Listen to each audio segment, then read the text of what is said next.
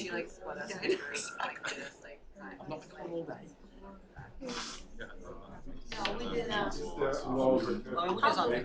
to create an activity for us. I'm always super impressed. But it was like basically like same thing. It's this topic where it's like you have like money, like we Yeah. you have to like figure it out. Yeah. So I feel like If it's just like I like to get back to the whole thing.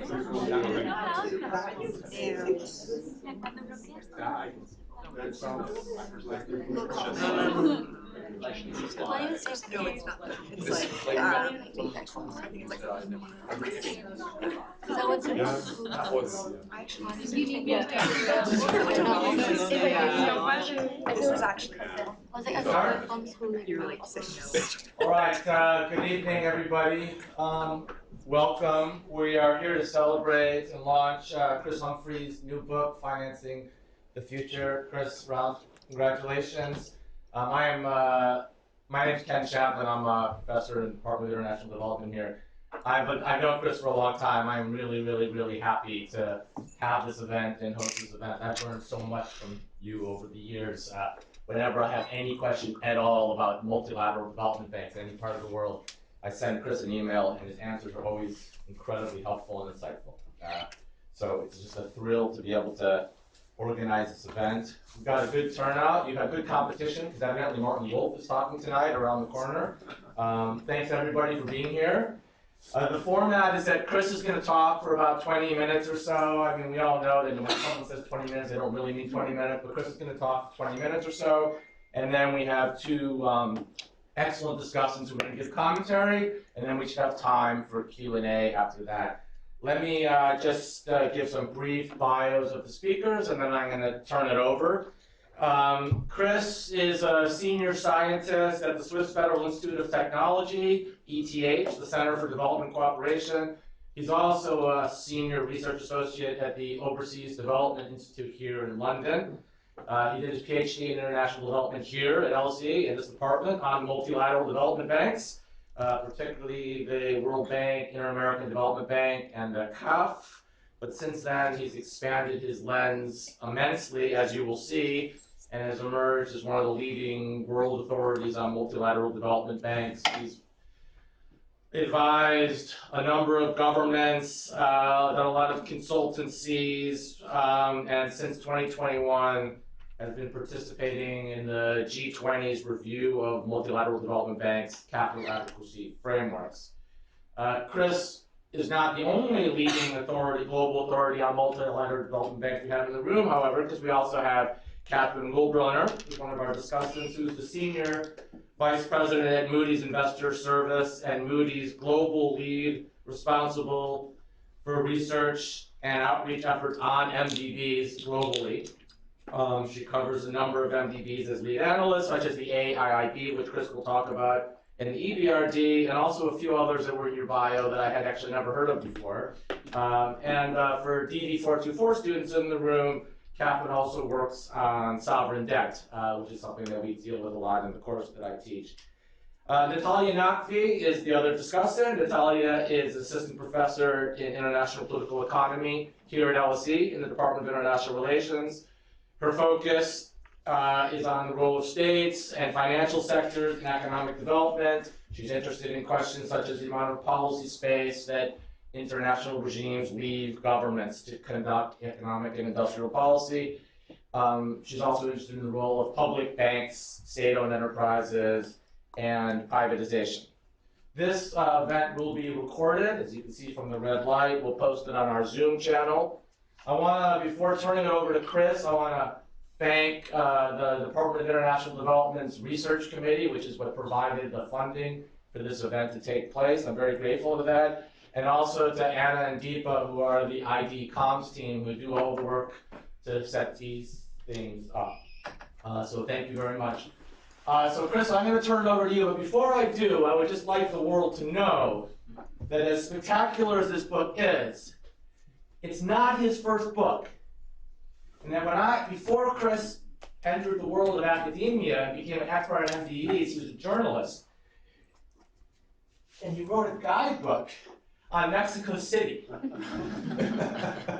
Back in the days when people had paper guidebooks. Exactly. And I think the first time we ever met was having dinner in Mexico City, probably sometime in the early mid-2000s. And so here's Chris's first book. So you could talk about each. That's why I brought my backpack all the way up here. Chris, pleasure to have you. Over to you.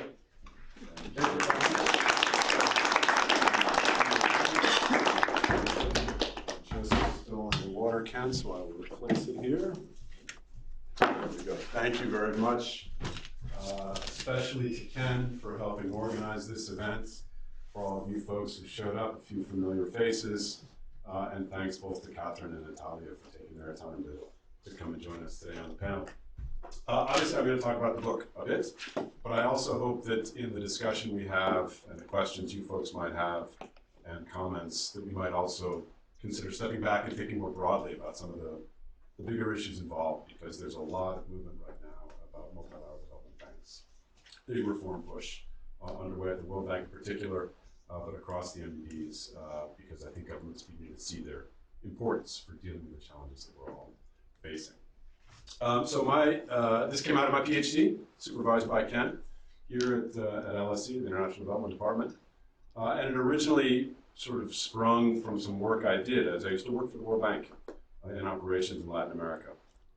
And I worked in Peru, it's back in the early 2000s.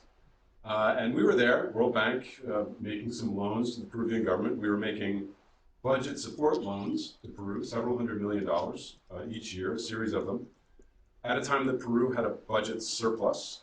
So I thought that was a little bit unusual. I didn't quite understand what that was about. And at the same time, the Inter-American Development Bank was talking to the same Ministry of Finance officials, almost at the same time that we were, as well as another bank, multilateral bank in Latin America called CAF, which is a smaller multilateral, but it's not actually that much smaller, but it's a lesser known multilateral owned by Latin American countries themselves. And I just thought this was very odd. You know, what's going on here? Are we competing? Are we working together? What is this all about? And that led to some of the questions that ended up turning into this thesis. I should say, just as sort of a caveat, that this is not sort of a general primer description of what MDBs are and how they operate. The intention is to be more analytical, to think about understanding why they do what they do and how they differ from one another in a systematic way. So there is some description in the book, but this is not a sort of a ABCs of multilateral development banks, just so that's clear. This is one of the most perhaps useful or certainly replicated institutional, organizational innovations on the international arena since the Second World War. The first one obviously was created by these two gentlemen over here, John Maynard Keynes. I'm sure you guys all know him very well. The other guy is Harry Dexter White. Bretton Woods, 1944 conference set up the IMF and the World Bank. This gentleman here is Jin Lee Chun. He's the president of the Asian Infrastructure Investment Bank. It opened its doors for business in 2016, as did the new development bank set up by the BRICS, Brazil, Russia, India, China, and South Africa. So clearly this is a useful institutional model. It's not only relevant for the world that was back in 1944 and Reconstruction and the early efforts to promote development, but it's still relevant today.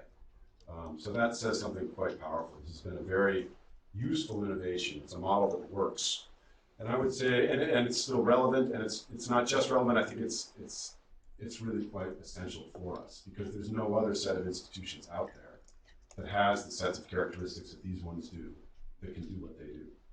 This idea of multilateralism, this is an intergovernmental cooperative. It's a cooperative bank set up by governments to do things that other institutions and private financiers are not doing. And that lends it an official character. It's created by international treaties. And that gives it this official standing in the world that changes the way people, they don't look at, other governments and borrowers don't look at these just as banks. They're a different kind of institution, although they also provide financing. They can work across countries. They have amazing convening power, some of the larger ones in particular, the World Bank. This is the World Bank headquarters, by the way, in case you're curious what that is. Some of the most intelligent and experienced technical staff on various issues in international development are in these institutions. a wealth of knowledge and experience on how to address developmental problems. And their financial power. They have pretty impressive financial power. They're able to take a relatively small amount of public money and leverage it by borrowing from other sources, mainly capital markets, to generate much, much larger amounts of financing. And they steer that financing towards development goods. So there are, some of the larger ones, especially the World Bank, they issue bonds, which are purchased by some of the most conservative financial investors in the world, AAA bonds. The World Bank then takes that money and can unlend it for things like rural roads or primary education. Projects that don't generate even any revenue at all, much less generate a profit. And yet, this is still a financially sustainable machine. It doesn't require injections of money from governments year after year, like a budget-driven organization. So in a way, they're the original impact investors or mobilizing type institutions, if you will. And it's worked very well for a number of decades. So we need, if we want to be able to face some of these global challenges that people are increasingly aware of, like climate change most of all, but many other ones, we need these institutions to work well, because there's nothing else like them. There is something like 30 MDBs out there in the world. Kathrin may have some interesting views on what counts and what doesn't count as an MDB. It's no simple definition, but there's a lot of them. The best known ones, of course, are the World Bank, the Inter-American, African, and Asian Development Banks, and the European Bank for Reconstruction and Development. I call those in my book, in a rather imperfect term, the legacy MDBs, because they're somewhat of a legacy of the Cold War era and geopolitical relations of that time. But there's many other ones, as you can see here, the Afro-Exim Bank, the Trade and Development Bank, Fond Plata, the Pacific Islands Development Bank, which is tiny. But what's interesting about them is they all have fundamentally the same model. They're a set of institutions that have basically the same template. It's almost an out-of-the-box template. If you read the Articles of Agreement, the statutes that created these institutions, which are international treaties, as I said, there's practically some verbatim text across many of them in the way that they're set up. And the financial model is also fundamentally the same across them. And it needs, so then it makes you think you need to analyze them as a certain class, like a species of institution, if you will. And when I first got to LSE, I had all sorts of glorious ideas. I thought I knew the development banks very well. I was a former journalist. I was going to write a great PhD. I went to do my upgrade, which you do after a year. You have to sort of write your formal proposal, and then you have to sort of get blessed by a couple of other professors from Harvard. They took me to pieces. It was a very humbling experience for me. I thought I was so experienced. And what they basically told me was, you do not have theory. You do not understand what theory is yet, or how it links to what you're trying to do. And so I had to kind of go back and read a whole bunch of different people that I never intended to read. I just wanted to focus on the MDBs. But it turned out to be so powerful for me, because it made me step back, because that's the goal of social science, right? To say something more generalizable, to not just tell anecdotes, to not just describe, but to get at the causal factors that are explaining the social reality we're looking at. And so for that, my experience at LSE was incredibly powerful, because that comes through my PhD, through all of the work I've done since, including this book. So that's been very powerful.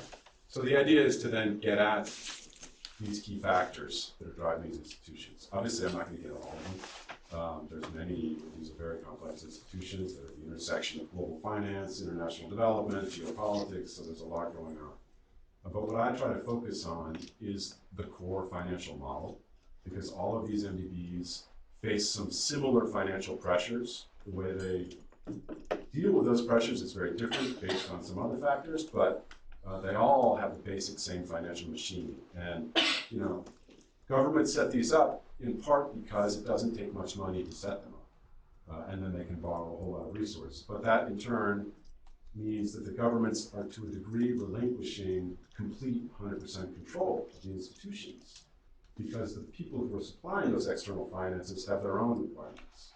So that adds pressures. It's not necessarily good or bad. It just is. And if you really want to understand these institutions, you have to dig into that.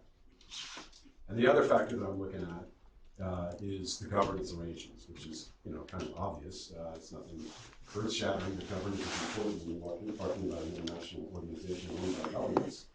But in the past, when they've looked at governance, they've mainly focused on the World Bank and big regional MDBs, and that meant that they looked at basically the interests of the United States and other G7 nations and how they exercise their power.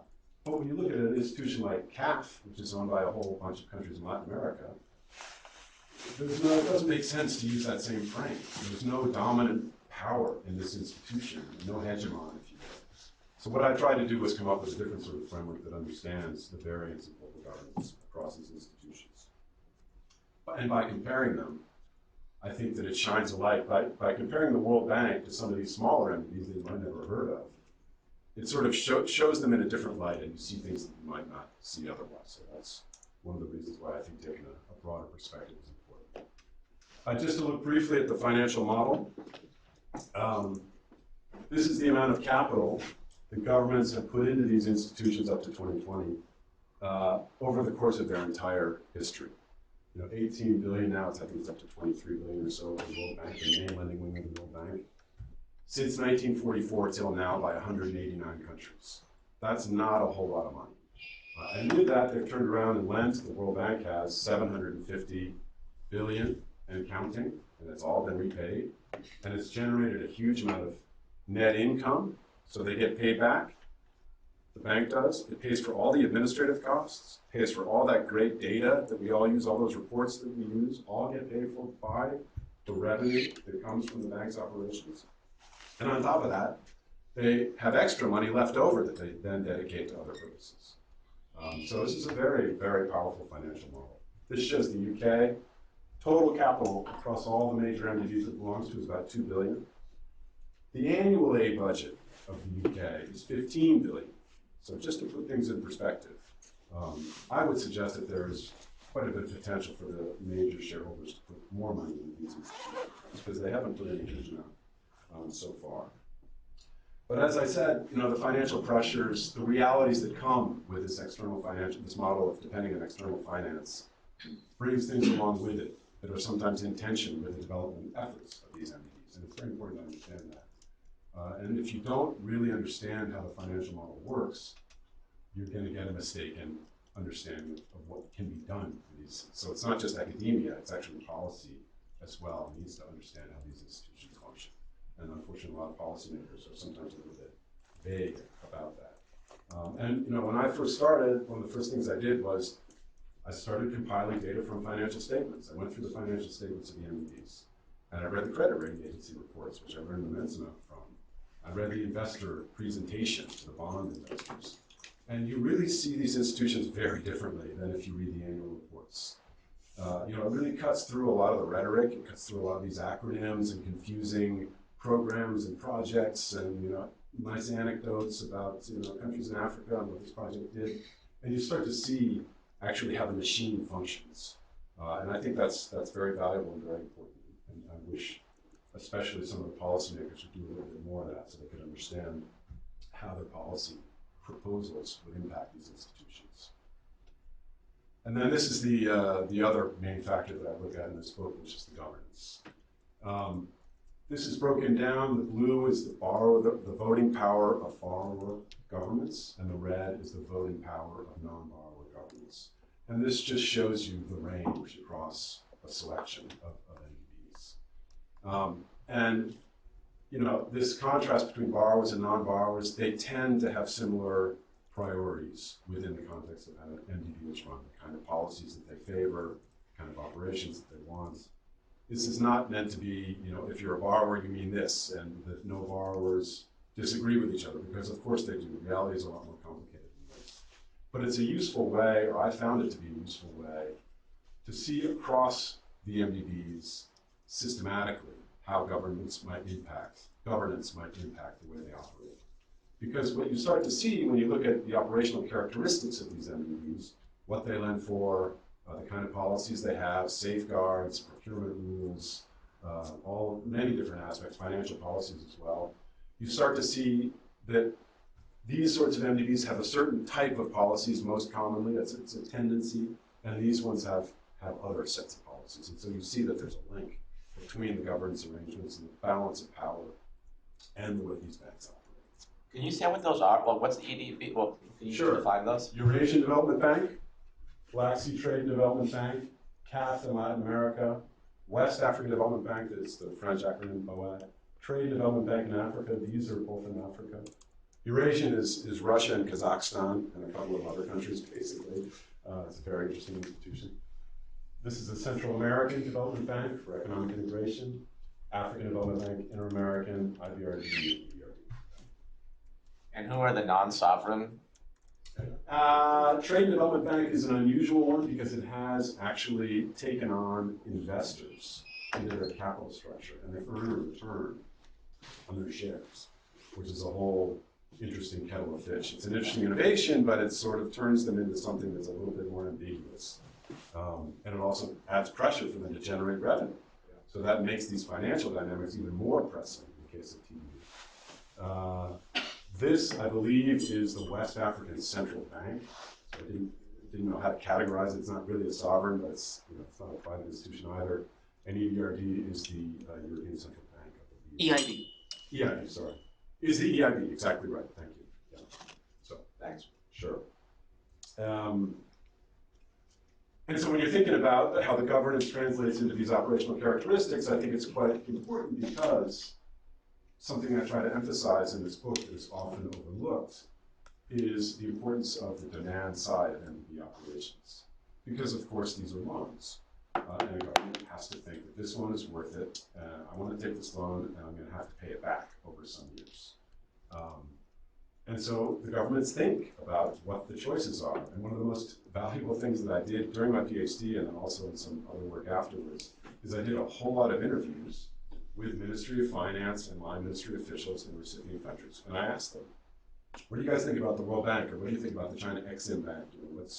What are the factors that you think about when you deal with these institutions, these sources of finance? And they will talk your ear off, because they love talking about this stuff. They have very strong opinions. And you start to see the priorities that they have. There's the financial terms, the interest rate, the maturity, sort of the structure of the financial instrument itself.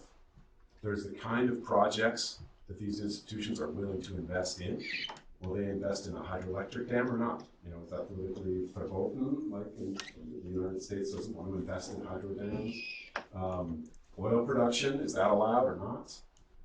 Also, is it only social protection? Is it only institutional reform? What kind of projects can we source with this money? How long does it take to process a loan? Which gets to all the levels of oversight and restriction and review, which obviously have some good sides, but there's maybe some excessive bureaucracy there as well. That's a consideration. Governments want to get these projects done. They have priorities, they have pressures that they need to deal with. Policy conditionality, of course, is another issue. The kind of technical assistance that comes along with loans, which governments very, very highly value. This is why China had something like 3 trillion or 4 trillion in the bank. It still kept borrowing from the World Bank. Part of the reason why is because it wanted to learn, wanted to take advantage of this expertise that they have. So governments can use these. So governments, sometimes more systematically, sometimes less, I think, consider all these trade-offs when they're picking and choosing between resources, and also how badly they need the money, of course, for whatever their own domestic issues are. But it's very important to understand this demand side, because the policy debate right now, one of the big things is how can we steer these MDBs to be lending for this, that, and the other thing that match our priorities, maybe about climate finance, for example, which obviously I'm very much in favor of. But it has to be done and packaged in a way that the borrower countries want to borrow. Otherwise, no. You're just having a sterile discussion within a bubble in Washington, D.C. So you have to find a way to deal with these issues. And they're often, I would say, overlooked in the policy community, unfortunately. And as I alluded to, there's a huge amount of reform push right now. The World Bank roadmap was put out in December, and they're arguing about it literally these days. And it'll still be argued about for a few months ahead. A big push to reform these institutions, starting with the World Bank, but also the other major MDBs in particular. Because I think governments are aware that, actually we really need these institutions because there's nobody else doing this. The private markets aren't going to do it. The bilateral agencies have some capacity, but probably not that much because of the budgetary realities of governments. Also, they're perceived as, they're sort of always mixing, bilaterals are always mixing their own domestic priorities with let's help the world. Obviously, the multilaterals have those pressures as well, but it's a bit softened, and there's much more of an international approach to some of these issues, and they are perceived differently by the recipients to a degree, at least. Obviously, politics play a role. So the question is, what kind of reforms should be made? And I don't think anyone really knows yet. I mean, this is a huge issue. Should it be that these MDBs focus more on lower income countries versus middle income countries? Do we need the middle income countries involved? Because that's where maybe climate change impacts might be the highest, with the industrializing and all the rest. Is it about global public goods or economic growth, which is often this split, maybe a false split, but perceived as such between borrowers and non-borrowers? Issues about country ownership. I mean, the international community signed all these agreements about country ownership, Busan, the Paris, Accra, and yet they still, in the major MDBs, force all sorts of requirements on borrowers related to environmental standards, for example, which a lot of us support, but at the same time, a lot of recipient countries feel like, well, aren't we allowed to decide our own priorities on these issues? So there's that tension there still in a lot of different areas. How to best work with the private sector. There's a huge push right now for the MDBs to mobilize resources, which I think can be very powerful and very useful. This massive, 100 trillion in institutional investor resources. But how to best do that, and how to do it carefully such that we don't throw the baby out with the bathwater, I would say, because especially for the MDBs that lend to governments, it's a very unique setup. This is this cooperative bank between governments. And once you start getting a lot of private investors involved in that, it changes the dynamic. And I personally am a little bit wary of that. IFC, which lends to the private sector, IDB Invest, another private sector lender, go crazy. All sorts of immobilization and creative securitization deals and what have you with the private market. Fantastic.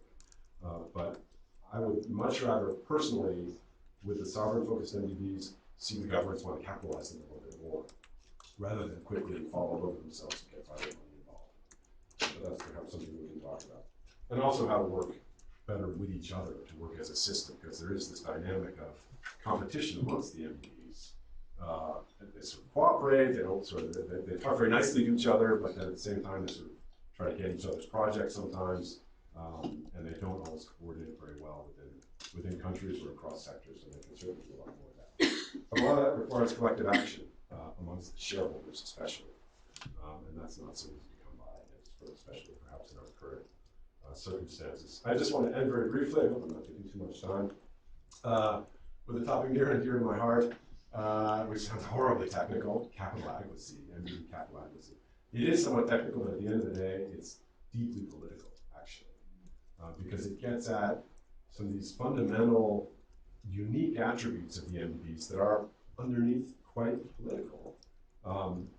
It's this funny situation, this sort of weird game of chicken, when it comes to shareholders. They go to the MDBs and say, okay, we want you to do this, this, and this, and we want you to do it in 5 years, this much lending for these sectors.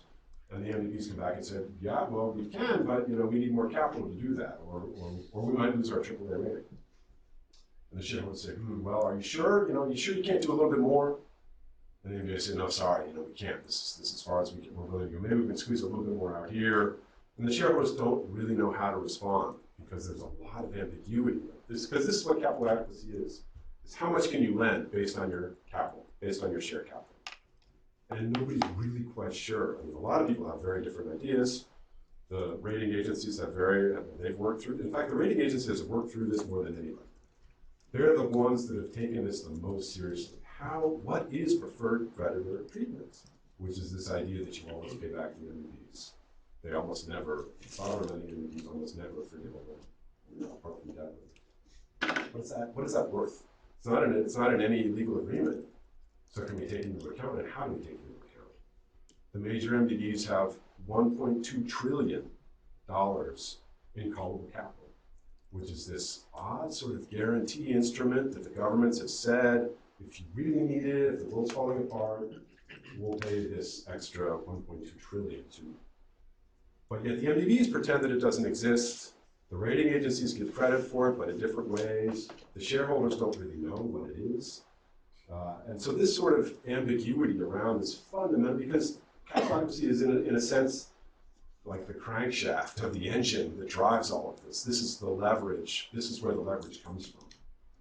And in my view, it's very, very important that shareholders have a better idea of what that's about. So these debates about MDB capacity, capital needs, and the trade-offs between them can be done on a more rational basis in the decades going forward. And what the G20 work has done is basically try to point some ways that reforms can improve that situation. And I'm sensing from Ken that maybe I have stuff. Yeah, no, I think that's, I could talk for quite a long time still, as you can imagine. But this is still a very live issue. We just came out with a report back in July. There's a lot of debates going on about it right now, which the rating agencies are also involved in. But I'll stop there, and I'm super looking forward to hearing what Kathrin and Natalya have to say. Thank you. Thanks, Chris.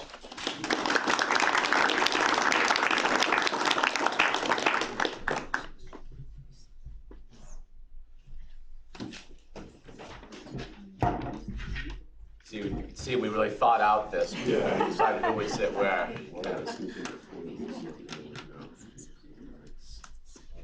Actually, I'll just take it back. Well, thanks very much, and pleasure to be here for the invite. And congratulations to the book. I read it from front to back. Very well written, very clear. Very enjoyable read, so I encourage you all, and I will certainly send it to all my colleagues who cover MDBs with me to read it as well. Now, we haven't discussed before what Chris would be saying, what Natalya would be saying, so I'm thinking about what is most useful and putting aside my notes here.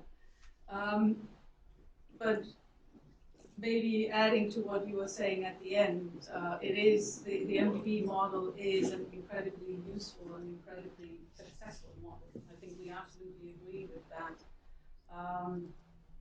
And on this capital adequacy, or how much can MDBs leverage up, we are having discussions. We had a lot of discussions with the panel that Chris was sitting on.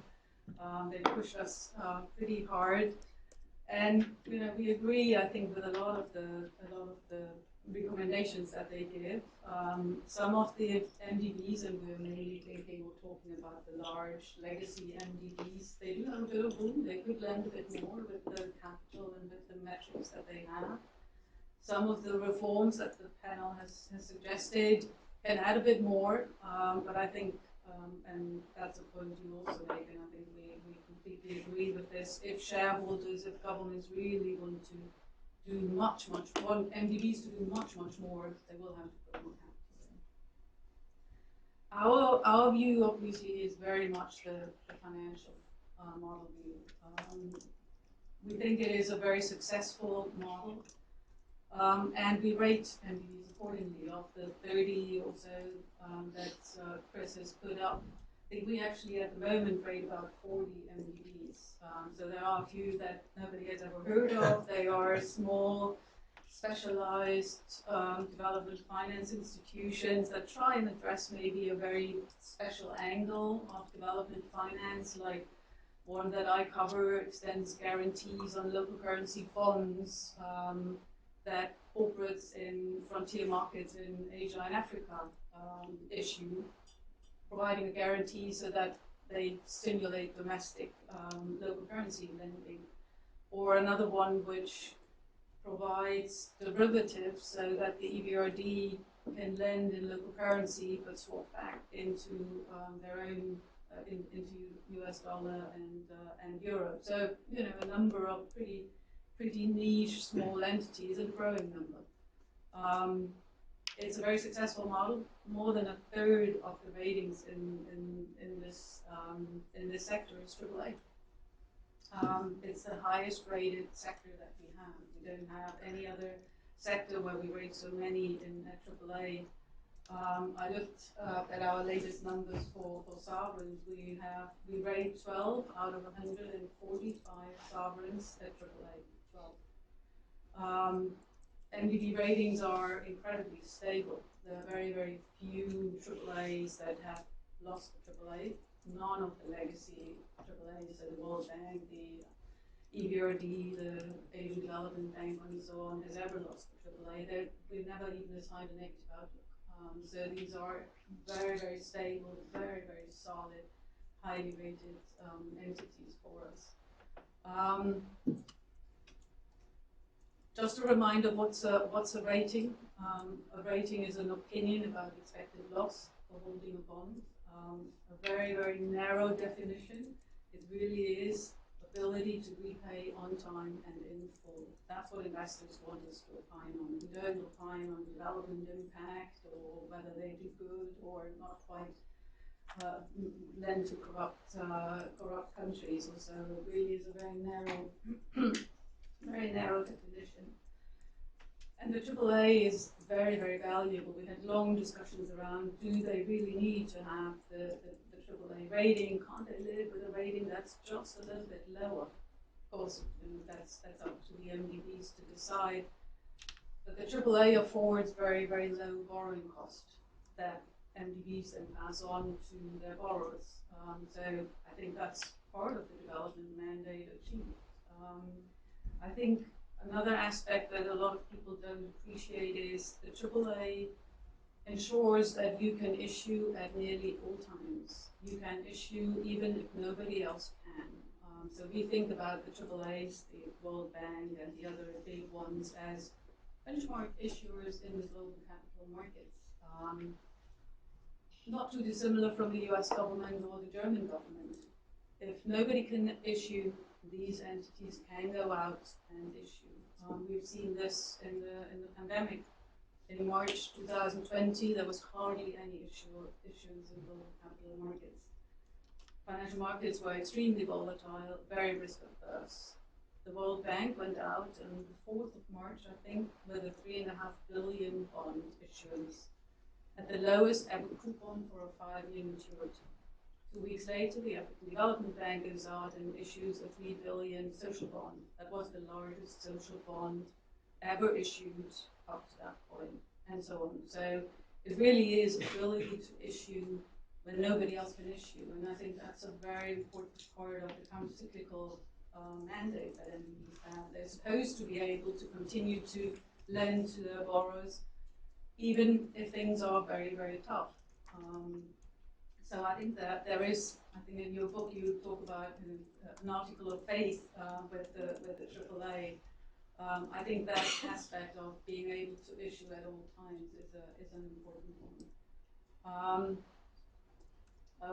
You weren't as critical on credit rating agencies as I expected. In the book, there are positive mentions. There are also some criticism. I think we're pretty open about our methodologies, very transparent. Even though MDBs are unregulated entities, we still believe we can come up with a framework that's consistent and that's coherent and that we can apply to all the MDBs. We do the same for governments, for sovereigns. They are not regulated either. We do think about the financial model very much. For us, MDBs are financial institutions. They issue mostly in financial markets, so they have to concern themselves very much with financial considerations beside the development mandate. And we don't rate them like we rate commercial banks, very different. But for us, the drivers for default are very similar. It's about capital. How much capital do you have to absorb losses from your operations? It's about liquidity. Do you have enough cash, liquid assets to pay upcoming obligations? And thirdly, is there somebody else out there who would help you if you need additional money? These are the key aspects that we look at when we rate MDBs. There are now a lot more than the legacy ones, which all have AAA ratings. The others are rated more lowly. We only have one MDB that's rated below investment grade, so still very high ratings. and very strong views on their financials, but they have very different ratings.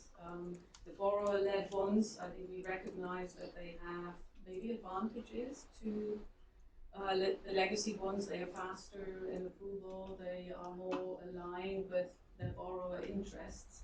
They tend to have shareholders that are more lowly rated, and that's a constraint on the rating from our perspective. But completely agree. I think there is a lot, they are very successful entities. If the model, I think you had a quote there, if the MDB model didn't exist, we would have to invent it. And we very closely follow what's going on with this G20 initiative. We do see that shareholders are getting more interested in the model. There is the roadmap. We will certainly look at that from the World Bank. We will look at that very, very closely. We do see the MDBs moving. So I think for us, that's also a very exciting time.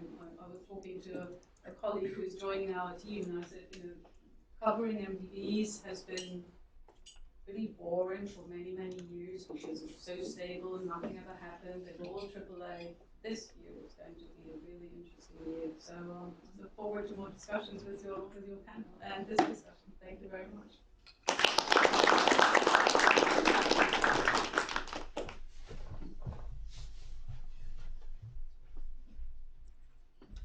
If you want to turn that off, yeah, can you? So, thank you so much for that. I really, really enjoyed reading this book. I'm definitely going to put it on my syllabus.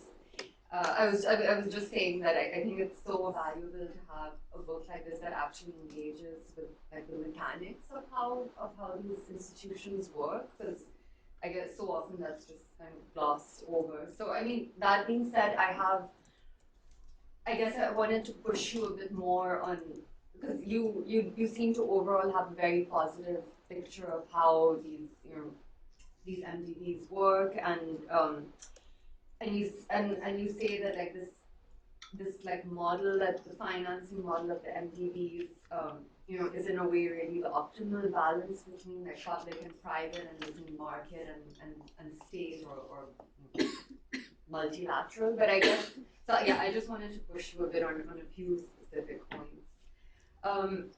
So you say that the original like MDB model gives a lot of kind of control over the allocation of the loans, right? Because the private financial actors they're only involved at the point where the MDB raises the funds, and then they don't really have, I mean, they have indirect control because they keep monitoring and so on, but then the MDB is kind of free to decide, by itself which projects it wants to lend to based on which ones are most developmentally important, and at the rate that it sees fit, mainly through direct loans. And the investors, they don't really have such a say in where the loans are allocated, and they do continue to monitor, so they could withdraw their investment in theory, but they can't directly determine where these loans should go. And so this is a financially sustainable model. It gives the MDB quite a bit of discretion over where it wants to allocate its resources to, but at the same time, it's financially sustainable and it pays for itself. And it doesn't require regular budgetary contributions from the member governments. But I guess so. I had some questions about whether this is really the optimal mix of market discipline and public interest, and it's actually from examples that you yourself mentioned in the book.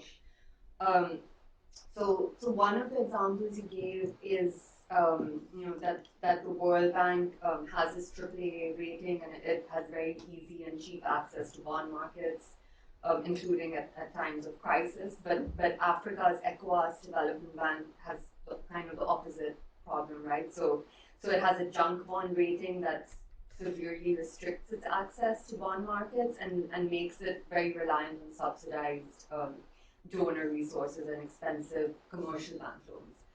So actually not all MDBs are equal, or rather like those countries that are already rich find it very easy to form an MDB, whereas poor countries where arguably development funds are needed the most find it the hardest. So does this mean that poor countries are essentially reliant on MDBs where the rich countries are the shareholders? And what does this mean for who determines where the resources are allocated within these countries that need the development funds the most? And then another problem that's potentially inherent in the model is, so again, like you mentioned in the book, Egypt got entirely cut off from lending by the African Development Bank between 2012 and 2014 in the wake of the Arab Spring, and that's because the credit rating agencies deemed Egypt to be extremely risky, and so the African Development Bank couldn't keep on lending to Egypt without losing its AAA rating.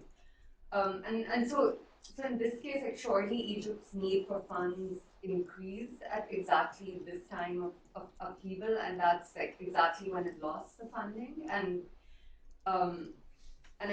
this would be the same for a crisis period, right? Like when a developing country is undergoing a financial crisis. So there's kind of this pro-cyclicality inherent in the way that this model functions. So if the countries get downgraded and dropped by the MDBs just when they need the finance most, is this really an optimal model? And well, is there a solution to this without kind of overhauling the entire system? And then my last question picked up actually on what you were discussing during your presentation. But I mean, I'd like to hear more about it. So the model that you described, I mean, I don't know to what extent it's still the dominant. I mean, at least in the World Bank, they're kind of moving towards this newer model, right, where they don't just involve the private investors at the point of raising funds, but they want to involve them again when they're actually undertaking the projects. And so they kind of what they want to do is like increase the amount of total investment. So they would actually they wouldn't give direct loans, but they would co-finance the projects, or they would give loan guarantees to private institutional investors, or sometimes public actors, or guarantee their profits in some kind of like public-private partnership or risk-sharing arrangement. And then the idea is that with the same amount of funds, you can like mobilize so much more investment. So I mean, on the one hand, that's really appealing to like both the MDBs, the policymakers within the borrowing countries, and obviously for the private financial actors as well, because they have their kind of risks guaranteed. But on the other hand, it decreases the amount of control that the MDBs have, right, over which projects they can lend to. And if a private investor is involved at that point, then the projects can only really be so developmental, right? They have to be more towards the profitable end. So my question is really about like, to what extent is this newer? I know the World Bank isn't the focus of the book, but to what extent is this model that seems already quite prevalent in the World Bank, to what extent is it being adopted by these other MDBs? And I mean, the ways that I understand it is that this model is gaining popularity because member governments don't want to increase capitalization of the MDBs. So what are the political constraints to increasing that capitalization? I mean, which way do you see this all going? Thank you.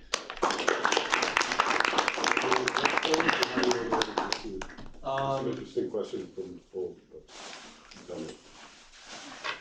Why don't like 5 minutes to address, and then I'll open it up for Absolutely. the crowd. Just real quick, thank you. Yeah. We could probably turn the projector off. Yeah, that's fine. Or just, yeah. Okay, well, just very quickly, some excellent points all around. Just to emphasize, Kathrin, I 100% agree on the value of the AAA. I'm a big fan. I'm especially a big fan of valuing AAA when it relates to the MDBs that lend to governments. Because my push in that direction, I think a lot of us on this panel that we're talking about, is that they should be AAA. There's no reason why they shouldn't be, and they should be able to do more and still be AAA. When you're talking about the IFC that are lending to private sector actors, I'm not 100% convinced that they absolutely have to be AAA. It's a different sort of creature, if you ask me. But just to make that clear, I'm a big fan of maintaining the AAA, but I sometimes get misinterpreted about that point. I just think we need to rationally think about the value of it. What is the trade-offs involved? Natalya, some excellent points all around. Is this the optimal balance between public and private? If we had a bunch of wealthy countries that wanted to give away money, no, it's not. That's much more optimal, but that's not happening. So what can we do instead of that? If you want to think of it then as a second best solution, then fair enough. I mean, it is an interesting way, an interesting model to be able to leverage really large amounts of institutional investor money to developments. So that's good. But yes, it comes with these tensions, exactly, because they care about risk. When a country is suddenly in the middle of a financial crisis or some other Arab Spring in Egypt, and they make a whole lot of loans to that country, suddenly the risk of those loans goes up, and that uses up your available headroom to lend. Every loan there costs twice as much of your headroom as it would to lend to China or whatever. So there is these tensions built within the need to get external financing from capital markets. There's no question about it. To me, this is a reasonably good balance of it, but as I say, it's sort of the second best to wealthier countries being a bit more generous. You could say that there is some market discipline involved in that the MDBs are very sensitive to these external factors, and they adapt very quickly in a way that, for example, the United Nations is not so quick to adapt. The way some budget-driven organizations they don't have to react in the same way. So you could say that is a bit of a positive aspect of their need to deal with this external finance source. Poor countries can't set up MDBs so easily. That's absolutely true. But CAF is a great example. They started off in 1970, set up by 5 countries in Latin America that were just absolute basket cases. Nobody would lend them money. And they didn't do anything for about, close to 20 years.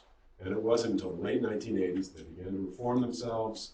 And they made the conscious choice. The new president that came in 1990, Luis Enrique Garcia, he said, well, we could do the easy way and get a few rich countries to join us, which is what the African Development Bank did, because it was set up just by African countries. And then in the 80s, they decided, you know what, we just can't, nobody will lend us money, so let's get a few rich countries.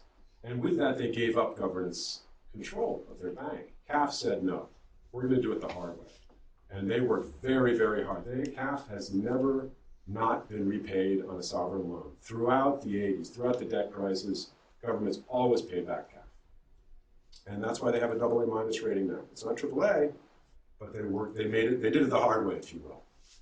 AIB and New Development Bank is an interesting contrast. AIB brought in, they have 100 countries. They have the UK, they have Switzerland, they have Germany, they have a AAA.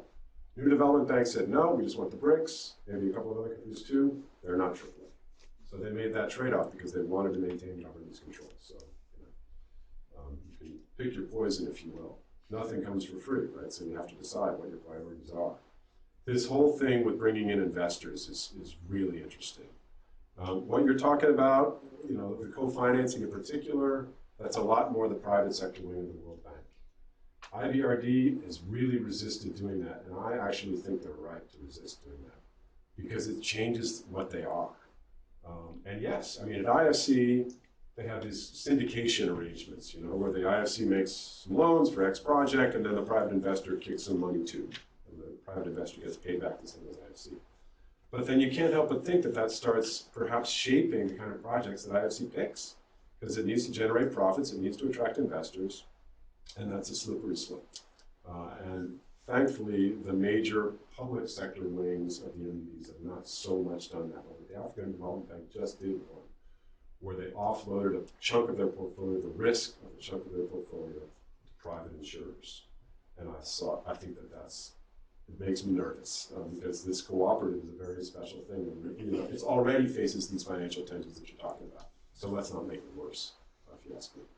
Maybe I'll stop there. Great, And yeah. we open it up. So why don't Kathrin and Natalya, you come with me to the table up here, and we're going to open it up for questions from the floor. Should we just take a seat here? Or? Yeah, we should turn that off so we're not staring into the thing. Yeah, I don't think we need it anymore, and then we're going to be staring into it. So,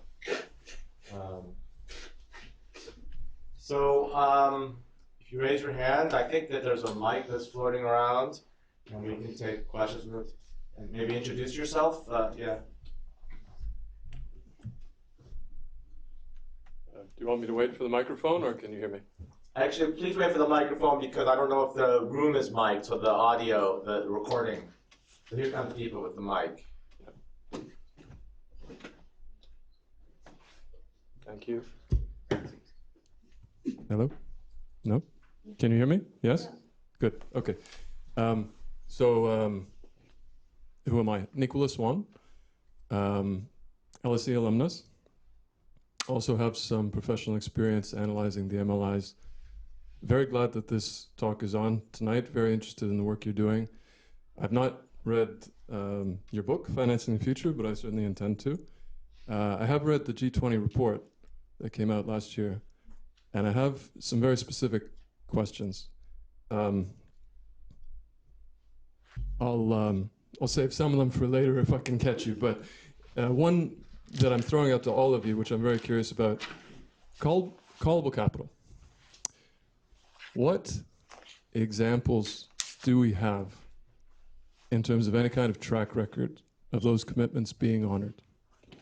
In the G20 report, there's a little footnote that seems to mention something about, I believe it was the Gulf Cooperation Council. Can we hear a little bit of color about that? And are there any other examples? And then more generally,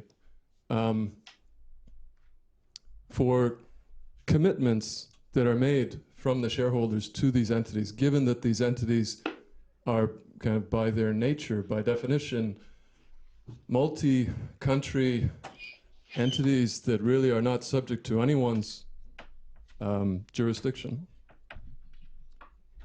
What do you think of analytically as the incentives for, in particular, the donor countries who are not recipients, to honor any commitment made to these entities when those donors are themselves in some kind of crisis? And I think, 20 years ago, this might have been very theoretical, but given what was going on in the Eurozone in particular, 10 years ago, even what was going on in the UK last year, this is maybe less of a theoretical question now. And given the point about legal jurisdiction, what consequences are there in your minds if these commitments are not honored? What teeth do they have, apart from, let's say, ordinary diplomatic pressure, which of course is always there, but it's, I think, very kind of complicated and difficult to predict and analyze. If I have time later, I'll give you another couple, but that's a main one. Why don't we pool a couple? Any other questions? Yes.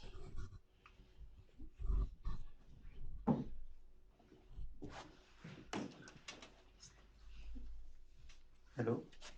So I am also an LSE alumnus, and I have a question on your last slide, which was on capital adequacy. And seeing the slide, it was interesting to see ADB almost doubled its capital adequacy from 2015 to 2018, while all others either were declining or remained constant. So I just wanted your insight on what was the reason and what drove it. Thank you. One more before we hand the mic back to Chris. Yeah. Mark? Hi, my name is Mark. I'm a current master's student in the International Development Department. In Chris's initial presentation, you mentioned that one advantage of the MDBs over bilateral lending is that they're less prone to influence from individual countries' objectives. Given the emergence of the AIIB and the NDB, do you see MDBs as a potential new arena for geopolitical rivalry or influence by individual country actors? All right, Chris, back to you. Talk into that mic so you get. Sure, I mean, I'm happy to turn it over to, if Kathrin wants to start off. You start, Okay. Everybody but me. Callable capital is a huge and fascinating issue, and in fact, there's two other gentlemen here, Chris McHugh in the back and Eamon White here. We've just submitted an application for some funding to really look into callable capital. It's a very interesting topic. Short answer is no. There is no other examples of it being called. I don't know the details of the Gulf Council one. Maybe you have some info on that. I don't think it's a very positive story, if I recall correctly. I wouldn't necessarily say that that's particularly representative of the callable capital of the major MDBs that we're talking about in that report, but nonetheless. But the implication behind the question is, I think, if there's no good examples of it, is it worth anything at all? Can we trust it? I would say by the fact that it's not been called doesn't mean that it's not valuable. I would say, that in fact what it's demonstrating is how well these institutions have been run, and they haven't needed to even come close to calling it. And so there's this idea that if we do what's proposed in the report of somehow incorporating some of the uplift value of callable capital into the capital adequacy frameworks, we're going to trigger a capital call. And that, this is exactly what our work is hopefully going to show us. That is very, very far, very remote possibility of what would actually have to happen for a call to happen. I mean, of all the MDBs, the major ones since the Second World War, all the crises that have happened, only one of them has been downgraded by one rating agency, not Moody's, S&P, by one notch to AA+, and it stayed AAA with the other two. That was the African Development Bank for like a few years in the late 90s and early 2000s, if I'm not mistaken. And that's so far removed from having to make a capital call. I mean, that's when the world really falls apart. It's hard to imagine the circumstances that would have to happen. Nonetheless, there is such ambiguity around callable capital that more work needs to be done before the recommendation that we put in that report can realistically be implemented. And apart from the work that we're hopefully doing, we're trying to get the governments and the MDBs to do it themselves, because we can say what we want, but the governments and the MDBs need to have their own evidence. For the sake of the students who are not as in the weeds of this, what is callable capital and what is a capital call? Sure, thank you. Sorry about that. When you capitalize an MDB, it's like a share in a company. You buy shares in an MDB, and the governments are shareholders in these MDBs, and that's the capital that they put in, right? That's the paid-in capital. Literally, that's what the term they use. On top of that, there is this guarantee that they have said, we're also willing to commit to giving more capital if you need it, if disaster strikes. And it can only be used to pay back your bondholders, basically. It can't be used for anything else. That's the callable capital, and it's never been called, never even come close to being called. So that's, and it's not even really clear what would have to happen for it to be called. So there's a lot of confusion around it, but that's the basic idea, and it's worth a lot of money. It's an international treaty obligation as well, I should say. So yes, there's no international jurisdiction per se, but and how much do countries respect the treaties they sign? That's a good question. But it is not nothing that they have signed an international treaty. That's part of the treaty that they have signed for these, and they have their own interest in making these institutions work, because it deals with problems that affect all of us. So. Maybe let me add to that, and we see callable capital as an expression of potential support. For us, it is a contractual obligation. It's not just Germany saying, yeah, if you ever need it, you can call us. It is a contractual obligation. They're committed to providing it under certain circumstances. So it has value. It's not just a promise. It hasn't been used. This one example, I would agree, is not a very representative one. It is a very small entity in the Gulf, which was doing a lot of equity investments and had huge losses in the global financial crisis and had to make an emergency capital call. That was before my time covering it, but the interesting thing for us was, you would expect the most highly rated shareholders are the first to provide the capital, right? They're the most creditworthy, they have the most money, they can most easily provide it. That wasn't the case.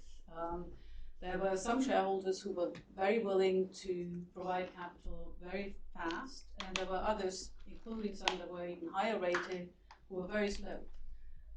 And that wasn't the only reason, but when we revamped our methodology for rating MDBs, that was one of the reasons we said, let's reduce the weight we give to callable capital because it has never been used, and it is, the language is very, very unclear. We do make distinction for the few entities that we rate, but it's much, much clearer.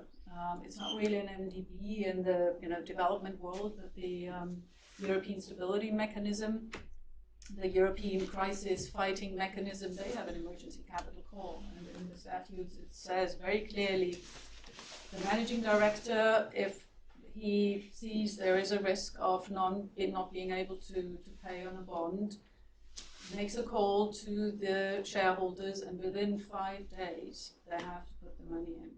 Now, that's valuable.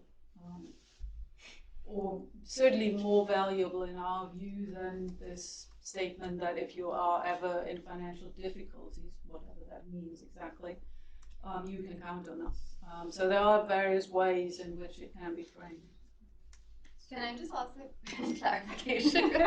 So you're basically saying that paid-in capital, is more, so MDB that was more reliant on paid-in capital would be higher rated. It's more valuable to have more paid-in capital rather than callable capital. Yes. Paid in is what you have in the bank. Cash in the It's bank. cash in the bank, Yeah. essentially. So I think the next question was what's going on with that red line of the ADB? Yeah, I should have probably tried to explain that. It's actually kind of an anomaly. It's not a major change. Well, it is. It was an important change. They had what's called a concessional lending when it was basically a fund, like a trust fund that rich countries donated to.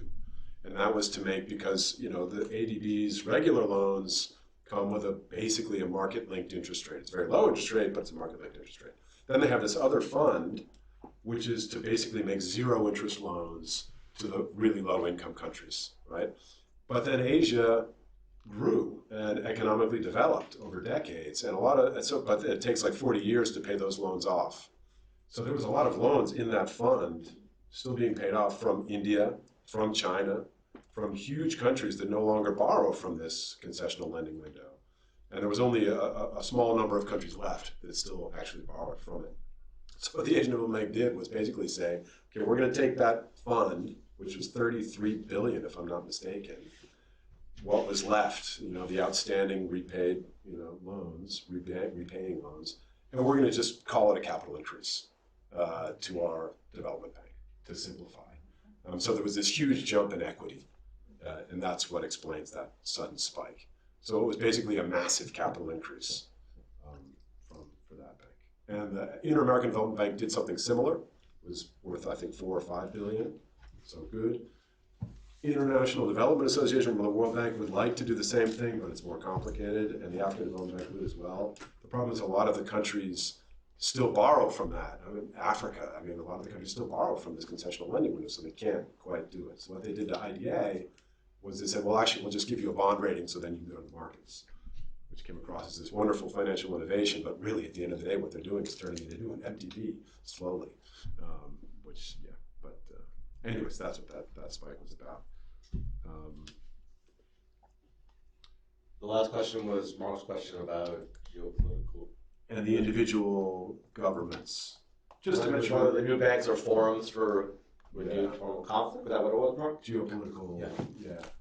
Just to make one comment, I think probably maybe go in many different directions in this question, but just to make the one comment that's very interesting with the AAIB and the role of China. Because this was China's baby. China basically has got like 26% voting power. It has basically veto authority, very similar to the United States with the Inter-American Development Bank. But it hasn't forced through its policy priorities in the same way that the U.S. does. It's stepped back, it's negotiated with Europeans on safeguards, for example, on other things that maybe China would not have been in favor of, but it's been, and it hasn't been a Belt and Road Bank, which a lot of people were very nervous of when it was first created. So, China hasn't tried to use its influence in a very heavy-handed way that the U.S. has done, but who knows what the future brings? If it changes its mind and wants to, it has a lot of governance authority to be able to do that if it wanted to. I mean, well, it's also a question for you, Rick. But sorry, the BRICS Development Bank is potentially an avenue that could be occurring through. But I mean, they didn't give that many loans. They were not that big. But I think that's changing now with COVID, right? So I mean, you're more up to date than me. I don't know what you think of BRICS what Bank is they're an doing. unusual bank. A very unusual. I mean, we don't have a public rating, but of course we look at it, and it has a lot of problems with Russia as a shareholder. It has a lot of problems raising bonds in the U.S., for example. They have raised funding in renminbi, and in some, I think it's South African rand. They would love to issue a bond in the U.S., and that's difficult if you have such a big shareholding of Russia. Sanctions by itself. And sanctions. There is a benefit in having a lot of shareholders. I think one of your questions, I just looked at my notes about, why would countries ever honor a capital call? I think for us, there is a reputational risk. If you imagine, imagining that the World Bank is close to default and therefore needs a capital call is an extreme example. I think we would be looking at mayhem in financial markets. But if then big shareholders say, I don't want to pay, that would be a real negative for the shareholders as well. We would ask ourselves, we certainly would ask ourselves, well, is this a AAA rated sovereign that doesn't honor its commitments? What does this tell me about the solidity of that shareholder? So I think the reputational risk, certainly for highly rated sovereigns that have made big commitments to MDBs. Look at the Islamic Development Bank in Saudi Arabia. It's a great case. Saudi Arabia, you can be sure it's going to do what it takes to back up that bank. I would imagine, because of the prestige involved. And I would imagine China as well with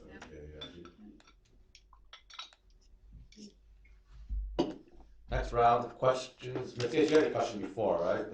So we'll give Matthias, Raphael, Kathy. I have one I want to throw in as well, but we'll get you in the next round, yeah. So Matthias. Okay. Matthias, and then Raphael and Kathy in the back.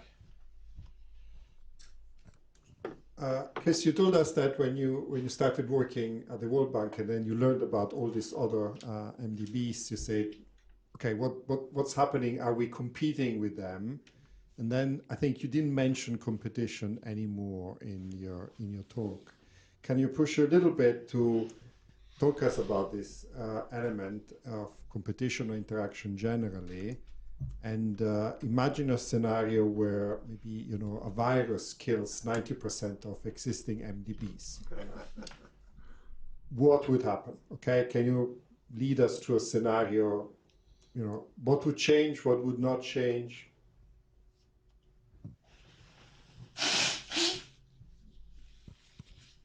Raphael and Kathy are in the back, please.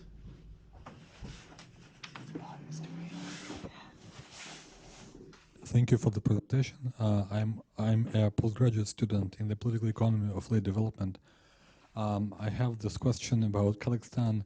So Russia is currently under severe sanctions, and the McDonald's, the fast food chain, actually had to close down in Kazakhstan because of the logistics problems. They were not able to bring in the ingredients for the burgers. And so my question is this: I have been thinking about this as the expression would be like not to see forest behind the trees.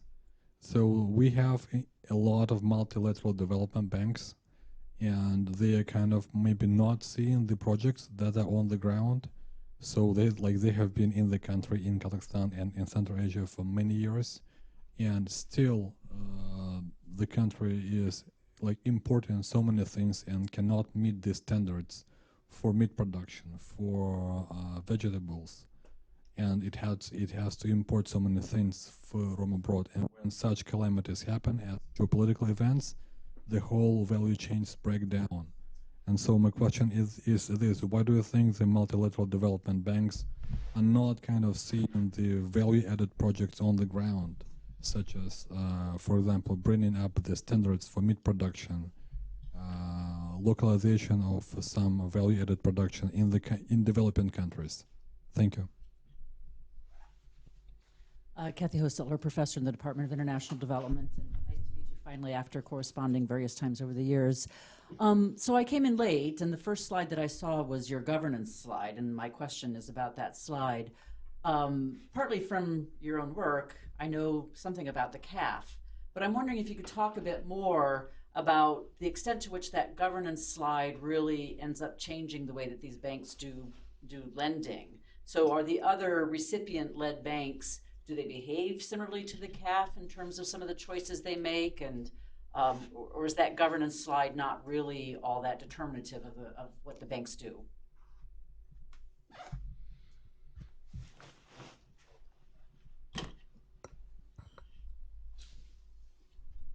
You want to start, or do you? Please. On the governance ones, I didn't talk about that, but I had a few thoughts in my notes, which I then didn't use, because you take a relatively positive view of the borrower-led MDBs in terms of governance in the book. They are closer to their borrowers, they're more flexible, faster approvals, generalizing, that doesn't apply to every single one, and less bureaucracy. The way we think about governance is very much,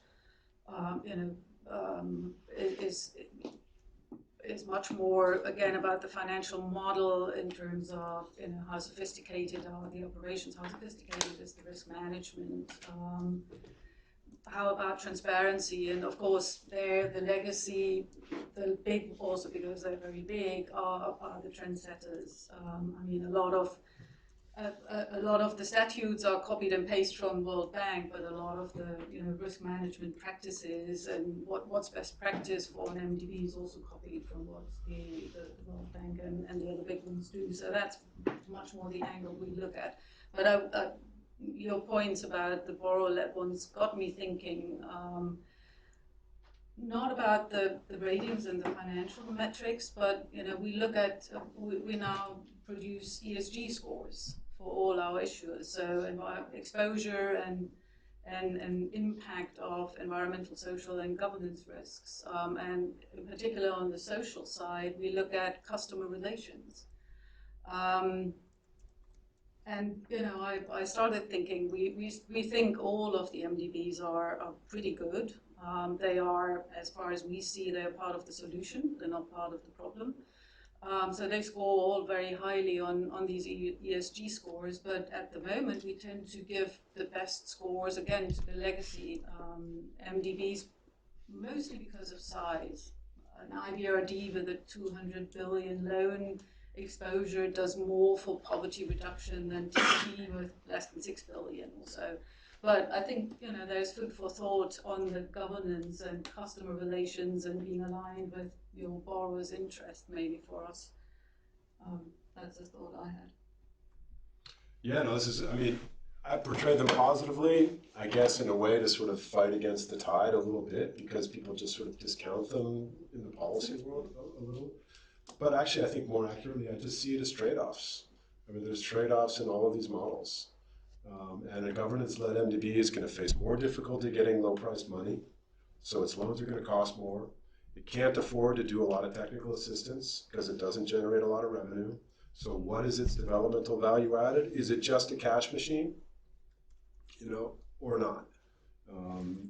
And a lot of them are changing. For example, some of these smaller MDBs, they get money from the GEF or the Global Climate Fund or from EIB for climate-friendly projects. Now, the TDB now has an $850 million facility from the World Bank to do sustainable infrastructure. Conditions come with that in terms of you've got to build out your safeguards, you've got to do this and that to get this money. So they're actually changing also in certain ways, partly driven by these financial pressures. But yes, I think they're much more attuned to their recipients in a way that I think the larger MDBs could benefit from. I spoke to some guy at the Black Sea Trade and Development Bank the other day. They're dealing with so much of a mess in their zone, as you can imagine, with the war in the Ukraine right now. But he was saying, we're trying to do more, sustainable infrastructure. We can't get the money to do long-term loans because we have to borrow it short-term. We can't extend long-term bonds, so that makes it tough for us to fund infrastructure, which are long-term investments. And our borrowers, they want natural gas, So we can try all we want to promote renewable energies, but if they say, no, we need gas to fund our economy, to drive our economy, we have to give it to them. So there is this, tension that they all face. This competition and interaction, that's a very complicated question and a difficult one for me to answer very well. I think to a degree the competition can be beneficial. And I saw this in Peru where the government was basically getting the best deal. It was playing these banks off each other. But in other cases, it's clearly an efficient outcome. I remember hearing, I was speaking to some officials in Panama, Inter-American Development came down, it did all this preparatory work for a big metro project in Panama City, and then the CAF just came in and said, we can do that really quickly with no safeguards. And the Panamanian government said, fine, we'll borrow from you instead. That's not necessarily the best outcome. These banks are all together in the country. If they could work with each other more, this is the whole thing of the country platforms approach, which is a big buzzword right now in the reform agenda. So getting all the different financiers and local financiers and regulators and ministry officials together to think about things, to coordinate a little bit better about where the money's going and how to best use it could be one approach. But it's inevitable. The incentives that the staff face is also projects. They need to generate a certain amount of projects to be able to. That's what we were lending to Peru, because my country director couldn't lend to Venezuela because Hugo Chavez wouldn't talk to him. Ecuador was a bit of a mess at the time, Rafael Correa.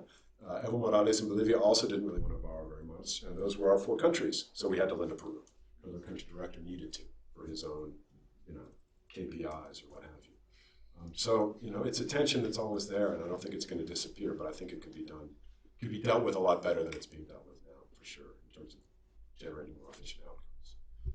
Natalya, do you have anything on that? I guess just to add that it's kind of clear how there is a tension between the borrower interests and the ways they're rated on financial markets and the ultimate financial investor interests. And I guess more thinking about what the optimal way is to balance all of those competing interests. And it's interesting to see how countries are changing too. What is China? Is it a borrower? Is it a non-borrower? It's no longer quite so clear. It used to be clear, but things are changing. And now China has sort of a split personnel because it's a creditor. It's the biggest creditor of the developing countries in the world. So it has other interests as well. But yet, and it also plays the game. It says we're allied with the developing countries, so, on the one hand, but then on the other hand, it acts more like a growing hegemonic power. So I want you to answer Raphael's question about on-the-ground financing, but there was a question there which we didn't get to. So why don't you ask it really quickly, and then we're running close to the end of time. So ask your question quickly, and then you'll handle the question that Raphael asked, and then this question, and then we'll do our closing businesses. Hi there, I'm Elon Hughes, pursuing a master's in international relations at the LSE right now, and we heard a lot, and first of all, thank you for coming, and we heard a lot about the need for more financing for MDBs, and I'm wondering if there's any interaction with sovereign wealth funds, government-related funds with MDBs, whether we see them buying bonds, and whether there's kind of room for them to be a means for further capital down the line, because there's about $11 trillion of assets under management by these sovereign wealth funds now, and it seems like a splash in the bucket to support the MDBs and align with their priorities to diversify and appear to be doing some good. The sovereign wealth fund, I think, are big investors in bonds. I think Chris mentioned that very briefly at the beginning, because the bonds of the big MDBs are AAA. They're the safest investments you can have. You don't have to worry about not getting repaid. So central banks, bank treasuries, sovereign wealth funds are big investors in the bond. So in a way, they are part of the machine or part of the game. I think it will be difficult for MDBs to let sovereign wealth funds into the shareholder register, because that's, as Chris also mentioned, these are international treaties between governments. Some MDBs have opened to non-government shareholders, but there are other tensions that then appear.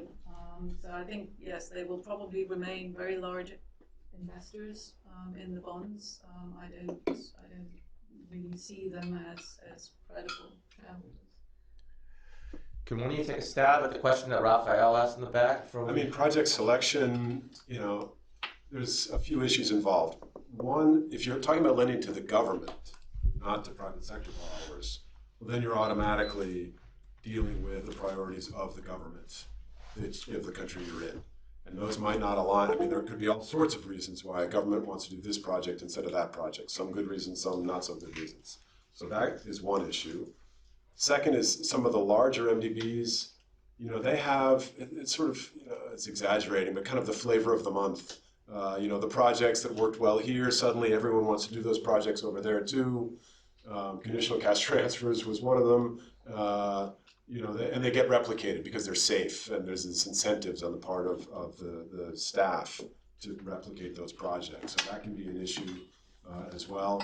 Some of the smaller MDBs, I mean, they have a harder time. They're a bit more focused on making sure they have projects that are going to get repaid, and they lend less directly to government. So they need, some of them cross the line between, is it developmental or is this